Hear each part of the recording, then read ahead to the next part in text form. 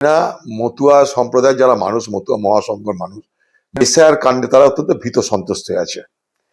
কারণ 2002 সাল থেকে যদি কাট অফ ইয়ার ধরা হয় এসআইআর নাম অন্তর্ভুক্ত করার জন্য, তাহলে লক্ষ লক্ষ মতুয়া সম্প্রদায়ের মানুষের ভোটার লিস্টে অন্তর্ভুক্ত হওয়া সম্ভব হবে না।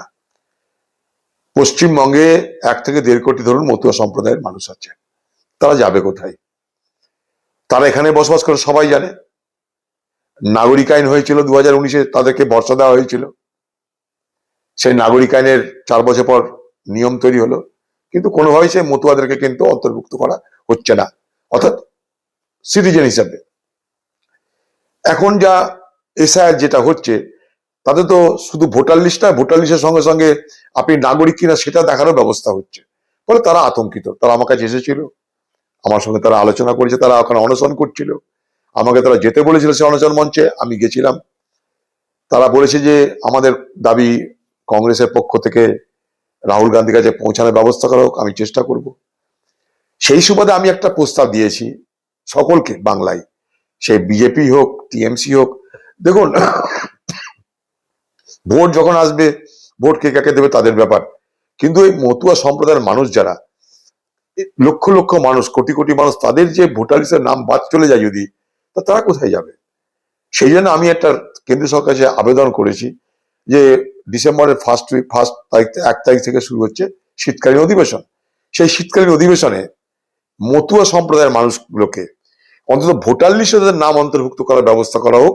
কারণ সবাই জানে মতুয়া কারা, সেখানে ভোট হয়, স্কুল আছে, কলেজ আছে, তারা পড়াশোনা করে, তাদের মানে তাদের আধার কার্ড থেকে আরম্ভ করে তাদের স্কুলের পড়াশোনা সার্টিফিকেট, তাদের ভোট, তারা পঞ্চায়েতে ভোট দিচ্ছে, মিউনিসিপ্যালিটিতে ভোট দিচ্ছে, অতএব সবাই জানে এটা।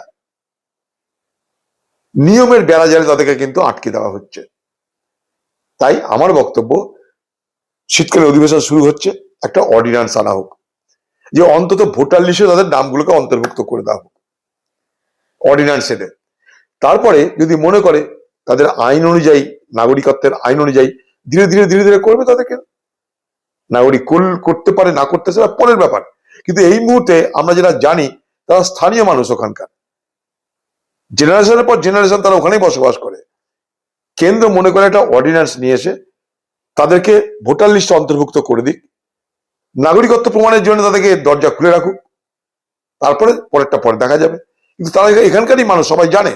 তারা বাংলাদেশে কোথায় যাবে? তারা বাংলাদেশ থেকে পালিয়ে এসেছে, আবার কোথায় যাবে তারা বাংলাদেশে?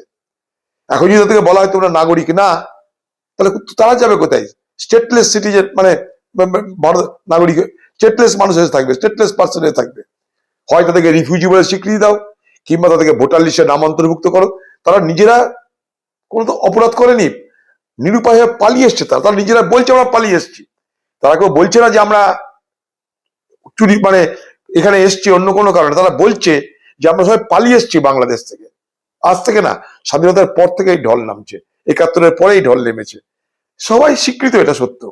তাদেরকে এই সুযোগটা দেওয়া হোক।